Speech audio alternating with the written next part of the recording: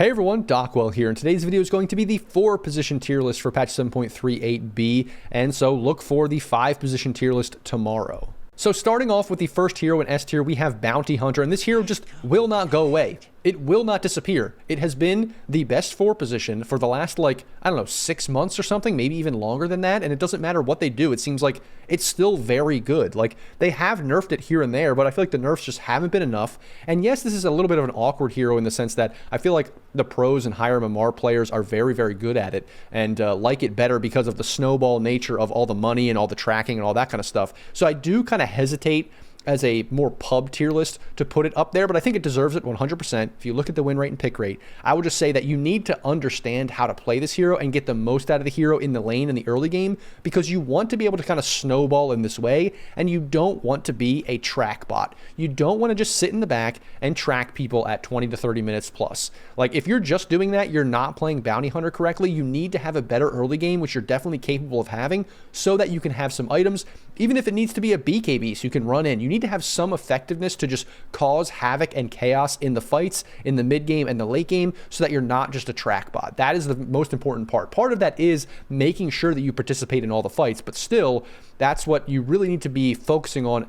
as Bounty. But if you play against a good Bounty and they know what they're doing and they do wreak havoc in the mid game or even in the early game in the laning stage, and they have this good game and they start snowballing, it can be so hard to deal with because he becomes another core. He's tracking everybody, he's annoying the supports and doing insane damage as well, and he still does those same things that he was doing last patch, even despite any of the changes and nerfs, even though he was S tier before, and he still is, based on the numbers and the picks, still S tier now. Then the next hero on the list is Spirit Breaker, and this hero is kind of insane right now. It is one of the most picked 4 positions on Dota 2 Pro Tracker, and it has a 55% win rate. Honestly, this hero didn't get a lot of changes or buffs. Yeah, there was some things, but it does a lot of the same things it did before. I just think the meta specifically really helps this hero because this is a skirmishing hero that just likes to fight off cooldown, and people in this meta are fighting off cooldown, mainly I think because the camps are really awkward. With the whole map, despite it being bigger, the outside camps at the river are just weird to go to for most heroes, other than Nature's Prophet and stuff, but that's the reason why those heroes are good now too.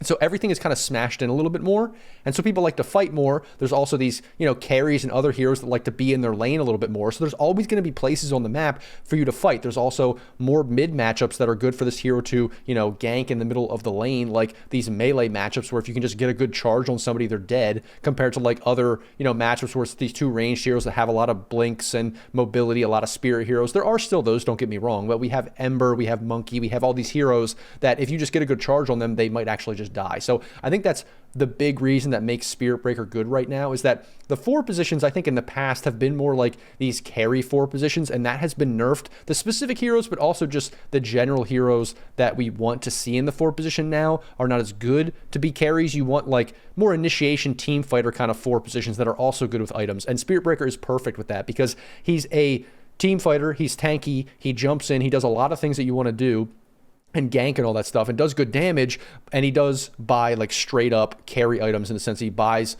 BKB and Shadow Blade and all those other items, not necessarily support-ish items, which are great, and that's what a lot of these 4 positions are good at doing now. Same thing with Bounty Hunter, and all the positions, or all the 4 positions that we pretty much see getting more popular these days are not ones, that are buying Force Staff and Glimmer Cape and stuff like that. And so that's really what defines a 4 position. He's great at that, especially with you having these team fight offlaners, where now you have this combination of this team fight plus damage in the offlane, and now you have team fight damage in the 4 position. That can just be combined, but now you have all your tankiness, all your initiation, all your team fight in these 2 positions. Everyone else can just go for straight damage and stuff like that too. Even 5 positions these days can go for save and damage and all that. So that's why I think this hero is very good right now. Then the next hero in the S tier is going to be Tinker, and this hero is one of the cheese heroes, I guess you would say, from the 4 position. This hero is very, very good right now as a mid. It's basically S tier from the mid, and that sort of lends itself to being S tier in the 4 position, because I feel like a lot of 4 positions and a lot of mids, they kind of cross over these days. Not all of them, but just specific ones, and Tinker is one of those, because from the mid lane you can do a lot of saving, a lot of annoying stuff in team fights, but then you also have a good amount of damage. And this hero, you can focus a little bit more on the saving, on the shield, on the march in the team fight, on the healing, all that kind of stuff from the 4 position, while also still getting items and having impact, and then eventually doing some damage later on in the game once you get, more items and stuff like that. And you can still farm farm if you need to with March of the Machines. And I think that's really what makes this hero then good, not just from the mid lane, but also from the 4 position, is you can have all this impact. And the March of the Machines is not just a good farming tool where you're maxing that out first, but also a good team fight tool, a good tower push tool, a good tower defense tool. So you have all these things in this 4 position just from this one ability. And then obviously the ability to just be all around the map as soon as you hit 6. So that's really what makes this hero so good. And like I said, after 30 minutes, you're just basically another mid. Like, you can do a lot of those same things, get a lot of these items, and have a lot of that same impact where you're just winning the game by yourself if it gets to that point. And then lastly, for the S tier, we have the support S tier, which I would say these are typical 4 positions that aren't really 5s ever. This is more of the cheesy kind of S tier hero from the 4. And then Shadow Shaman is the 5 and the 4. Like, you can play both positions with this hero, and that's why I'm putting it here. It's like a separate category. I like to divide them up a little bit, where this hero can play both support positions, but it does do really, really well with items. And so even though they changed this hero, and I think they were thinking that it was going to be nerfed in 7.38, they changed it to do some of the same things. Like, it still is very annoying to kill early game and in general, because you have that little bit of extra time where even with the last hit, now you can run away. And even though a lot of the times you still die, like, there are maybe only 10% of the time, maybe 20% at best, that you actually escape with that little extra, time that you have after you take that last bit of damage. It's still good that you survive at all, but it's more just the fact that you're delaying the enemy, or they have to chase you a little bit extra far. They have to commit a little bit more. That just makes it so annoying. And then the fact that you also have this right click that is now hexing is kind of absurd, because you can hex, then right click, then shackle. Like, you have more lockdown just from your right click, which is ridiculous. I mean, I think that just makes the hero kind of absurd in the lane in general, because now your harassment damage, which this hero's always had a decent right click damage, is also a stun. I think combining that together, it's kind of just almost like a dumb concept. Like, why does this hero have this? Why did they think this was a good idea? But hey, it makes the hero strong. It is what it is.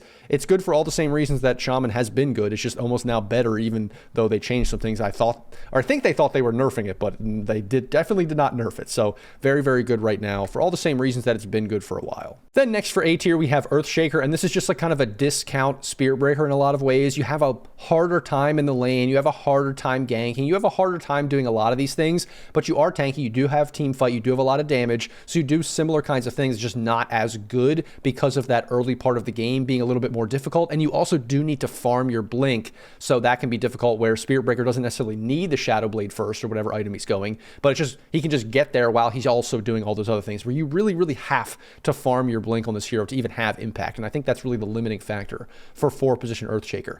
Then we have Zeus. And I think this is probably the best position for Zeus right now. As a mid, it just doesn't feel great anymore. And it was being played 5, but they did nerf in the B patch the AoE on the detection from his bolt. So I think as a 5, you can still pick it. I'm still going to put it on that list, but it's not as good. And I think the 4 position is just the best place, because here you're having a lot of damage, impact, all that kind of stuff. You're still a good laner. You can still trade extremely well. You can still use your bolt for, dewarding and stuff like that. And then you can more easily farm and get items from the 4 position and have that just, ags and refresher that you're basically going for, and then do a lot of damage in the team fights and stuff like that. And that's really just the long and short of Zeus. It's still its best position, I think, at 4 position. It is viable, but it is on the downtrend. So even though I'm putting it A because the pick rate and win rate seem to be pretty decent, it might be in the next month, like going back down to B or something like that, because it is on the downtrend. Then next we have Weaver, and this hero is very, very good at high MMR and in pro games. I think the win rate is obviously not that great, but I still think it deserves A tier because of how much it's getting picked. And honestly, the biggest thing for Weaver is just that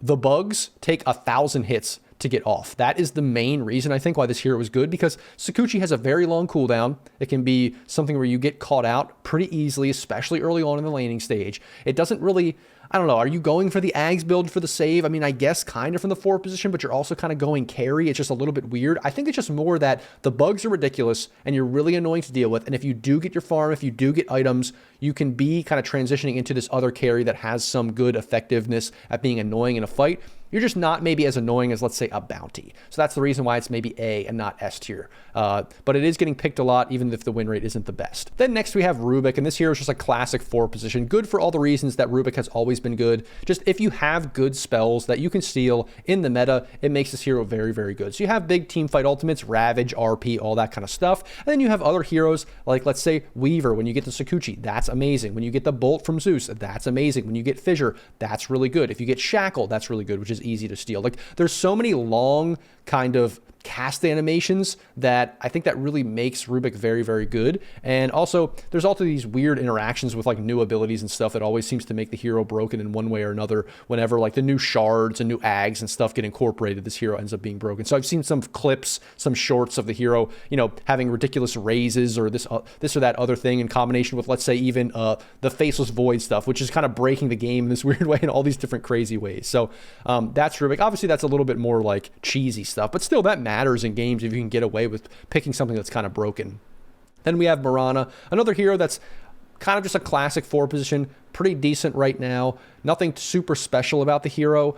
They did put that like blind mischance on the hero, which was really good. I think that did get nerfed in the B patch, but it still is very, very good. I think maybe before the B patch, it may have been S tier. I think I put it as one of the big winners of the patch, but then it did get nerfed, so now it's not the best. It still is just very, very good though. And I think the lower MMR you go, the more the ult, like making everybody invisible, having that free smoke when people don't buy sentries or dust, it just makes the hero even better the lower MMR you are. Then we have Lion, just a typical support. Still pretty good. It's not as broken as it was maybe a year or two ago.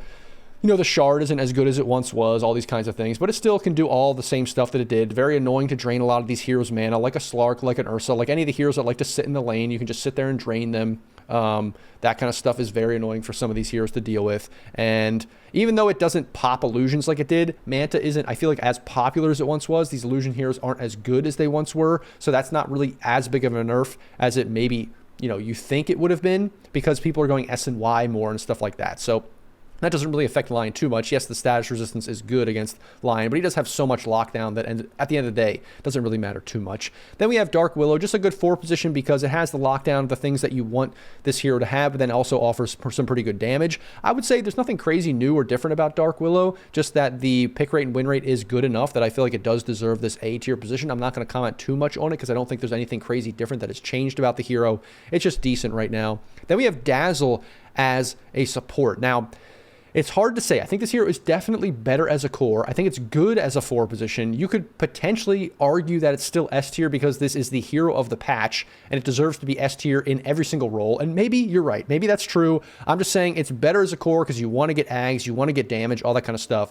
But you can still do that from the 4 position, just not maybe as fast or as quickly, but you can still do saves and heals and all those kinds of things still. So, you know, I think it does deserve to be a good support. That's why it's A, but who knows? Maybe it is S, maybe it's absolutely broken. Then we have Muerta, probably the best still carry of the 4 position, maybe better in certain lineups where you feel like you need just straight up damage because they keep nerfing the calling, I think is what it's called, the AoE thing. They just nerf that over and over again. I'd almost like them to just get rid of that spell so that this hero can just straight up be a carry, like buff the carry aspects of it and make it have no control really, because that is, I think, the thing that is making this hero a good 4 position. I don't personally like to see it. Also, the weird, like, you know, the bolt. I always forget the names of this hero's abilities, but the bolt that does, like, you know, fears you and all that kind of stuff. Just, I would say get rid of those things so that it doesn't have this control. And then if you can just make it a carry. I just rather it be a carry because right now it plays carry from the 4 position. So just get rid of that stuff, change it, or do something to it, which they're kind of trying to do, but it seems like it always sticks around as A tier regardless. Then lastly, I'm putting this hero last on A tier because it is more of a 5 position. It is probably one of the most broken heroes of the patch, certainly.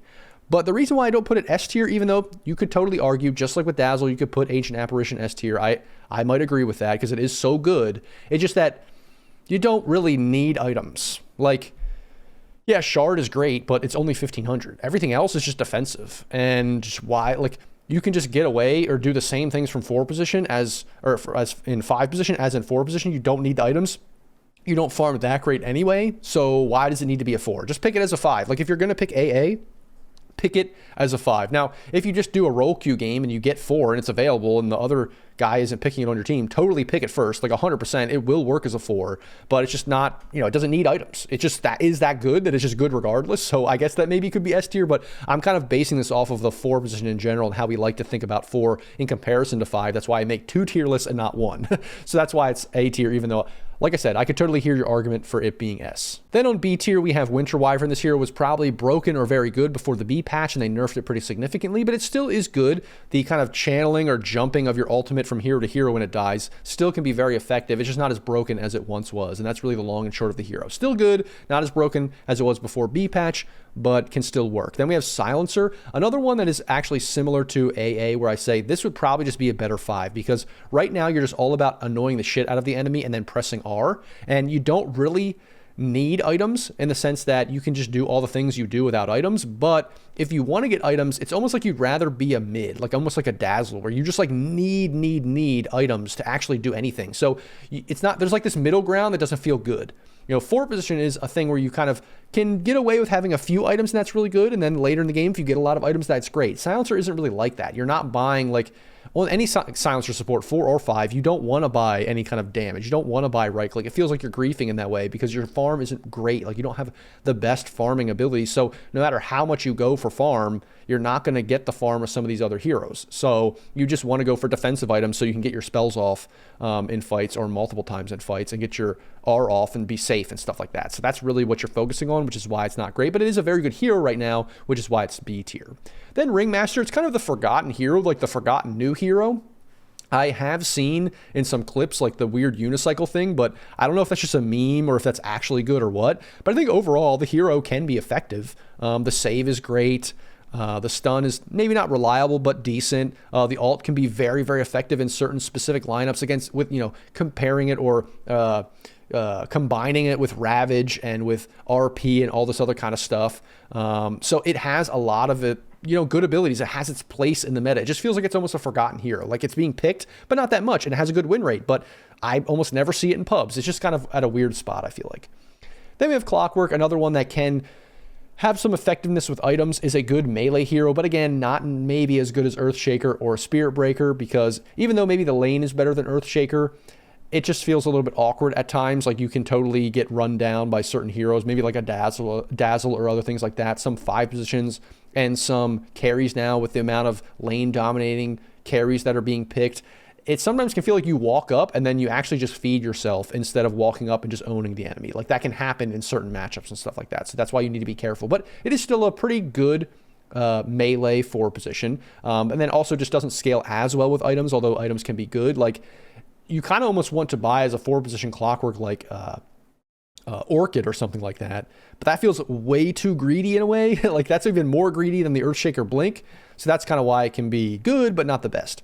Then we have Tusk, just okay again, just another one of these melee 4 position, just a worse version of Earthshaker, which is probably a worse version of Spirit Breaker, but can definitely work, can definitely have that control and extra damage and be good in certain fights. But then also again, you want to get to this timing that can feel awkward because you don't have the best farm, although you can farm with your 2 abilities. You want to get to like your Ags, you want to have that kick, and that can be the difference then. Once you get there, if you do, you can have insane impact where you kick people out of position, and then that can really win the game. In the same way that Pudge Hook can also win the game. The biggest problem is they took away that extra damage and then put it on the shard, and now you don't have the save on the shard. So that makes the hero feel a lot worse, but it can still be effective. You can still win games with it. It can still, honestly, with the Hook and the Skewer from Magnus being the 2 things these days that are just so annoying that feels like it's impossible to end the game if you have these in the game, because you're just going to get hooked out of position, and high grounding feels like it's so hard already against certain heroes like Dazzle, against certain heroes like Sniper, against all these different kinds of heroes. Now you have a hook in it,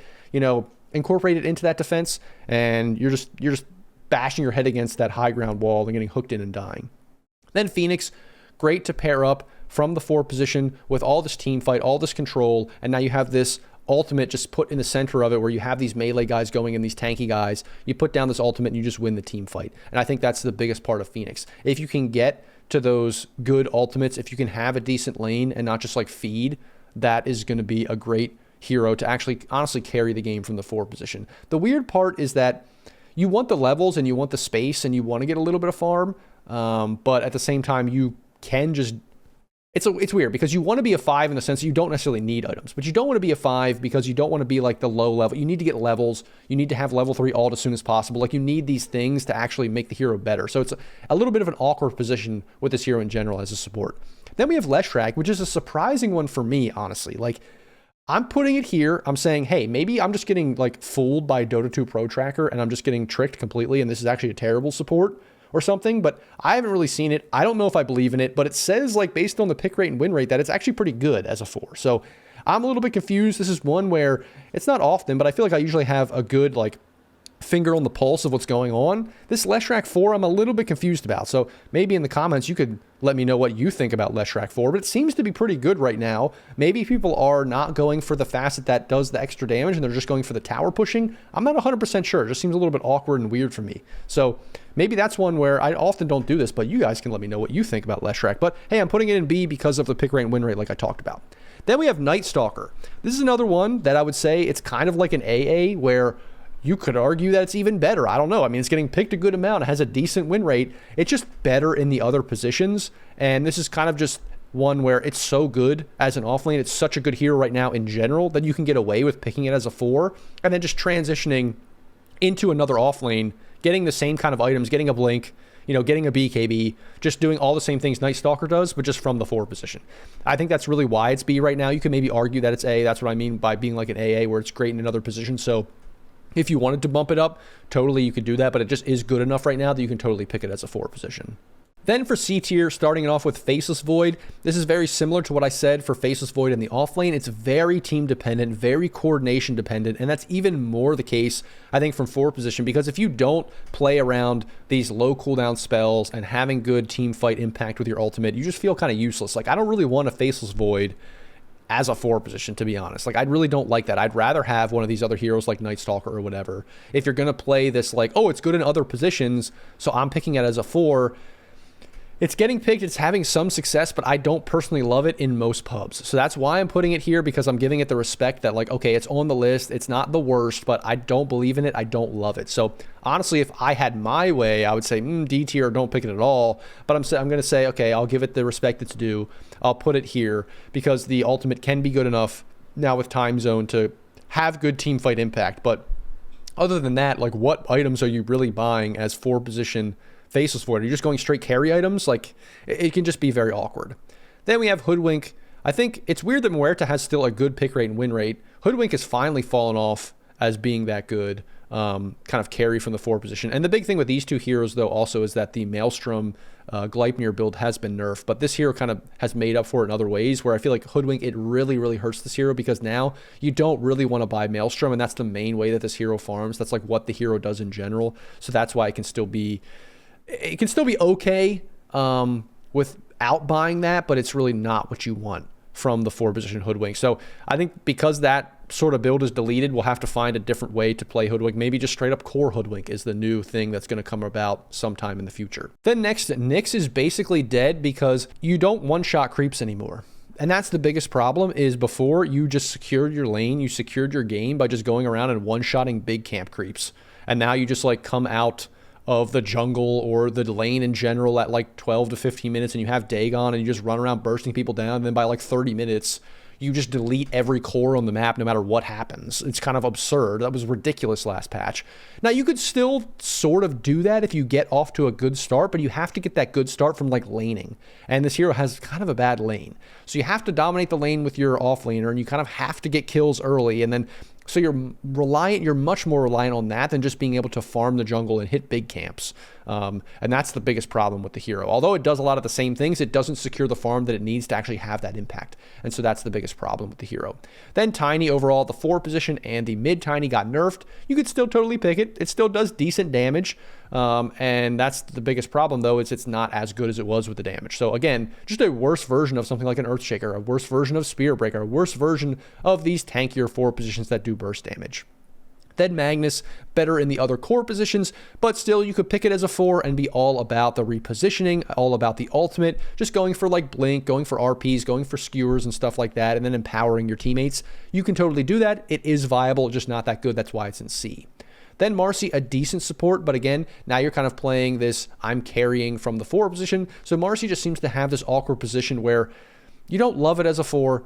You don't love it as a 3. You don't love it as a carry. It's good at all of them, but not great. And that's kind of the problem, because as Marcy, you're buying BKB like first item probably. Like, you don't want to go defensive items. You want to go right-click items. But obviously that's good for these heroes too, but they have some kind of control, some kind of something to do in the game that isn't just right-clicking. Now, yes, the save and the jump can be good, but I don't know, just is kind of an awkward position. Maybe I'm underrating Marcy in the support position and even the 3 position, but right now I'm just kind of basing this off of the pick rate and win rate. So maybe it should actually be higher, but that's just my opinion. Skywrath, all on the magic damage, can be effective, but right now just doesn't offer too much. I mean, the Rod of Atos is good. That definitely helps the hero in some sense, but you only really need the 1 Rod of Atos building into Gleipnir now. That doesn't really do much for you.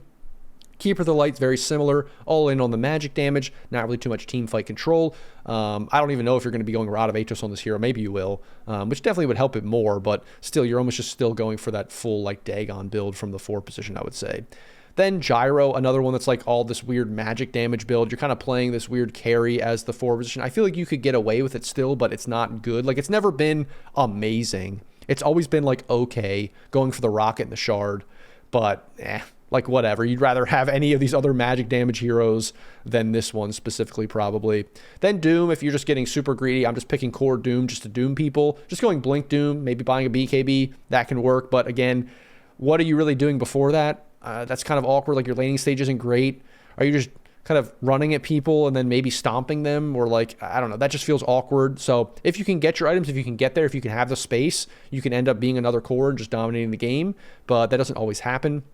Then the last 2 heroes, Clinks and Nature's Prophet, these are just carries from the 4 positions straight up. So it's super greedy, and you can definitely make it work, especially with the tanky initiation, frontlining control that a lot of offlaners, have. So you can pair this Clinks with that, pair the Nature's Prophet with that, and have a lot of impact. Then some other games where people are picking not necessarily meta 3 positions or whatever, you can get into this weird sticky situation where you guys have no front line, no tank, and you just have a ton of damage, but you actually have no one to do anything to allow you to actually hit, and that's kind of the problem with both of these heroes. Then we have Shadow Demon. It was a very good hero last patch. People still weren't picking it in pubs, and it almost seemed like they never pick it in pubs, even when it's good, but it just kind of fallen off a cliff with a lot of the nerfs, and I don't think it's really that great against a lot of the heroes these days anyway. So right now it's just fallen off a cliff, and I wouldn't really pick it in many pubs anyway, since people just don't really know how to play it or play around it.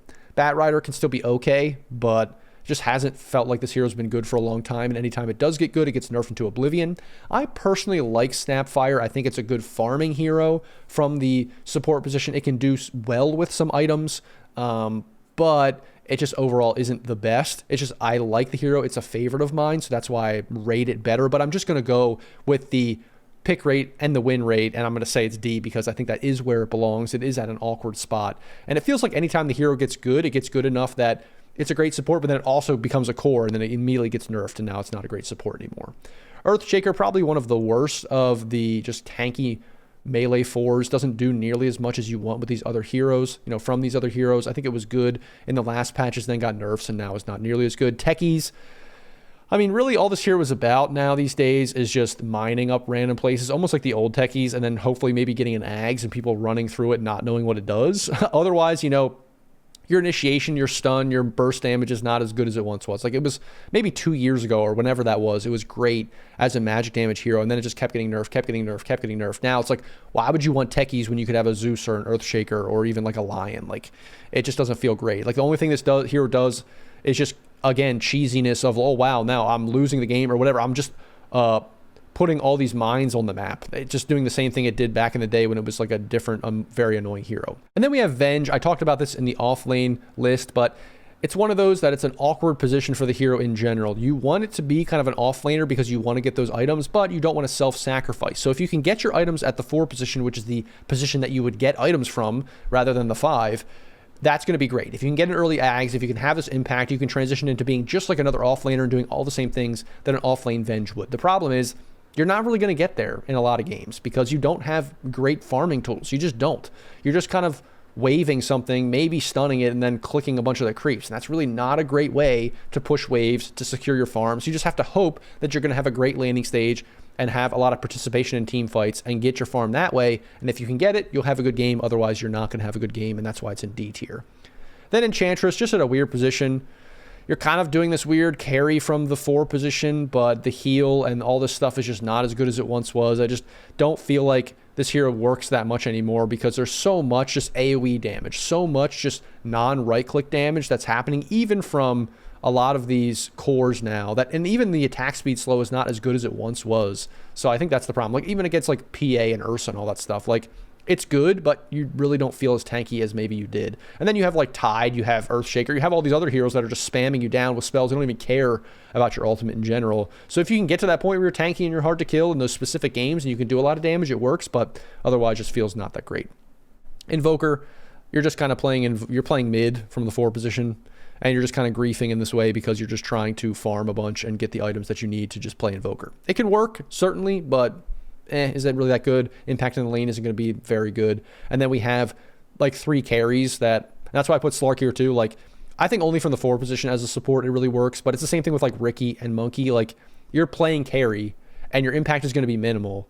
You're half griefing the game. It's just the fact that you have a little bit of something that you can add. That you can add the smoke screen, you can add the dewarding and the pounce, you can add like scouting around and stunning and stuff like that. You have this little bit of something that adds to the fights and adds to the laning that allows you to get away with it, but it's not grief because it's on the list, but it is not that good.